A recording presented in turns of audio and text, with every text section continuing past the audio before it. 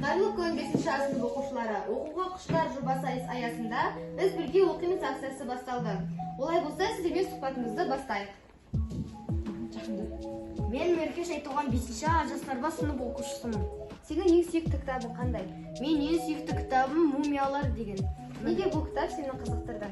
Бұл кітапта ежелгі тарих туралы, египеттіктер қалай өмір сүргені бүкілі туралы жазылған. Мен Ақбай Фана 5-ші А жастарға сынып оқушысымын.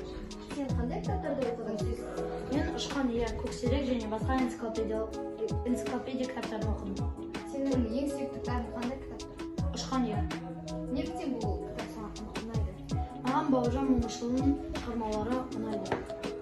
Ол өз әскери бала кезінде не болғанын жазған, әскери не болғанын жазған. Әділет. Мен 5-ші А жасарбас сыныпта оқимын. Сенің оқып жатқан кітабың қандай? Су жануарлар теңіздер тереңінде. Бұл жерде не туралы айтылған?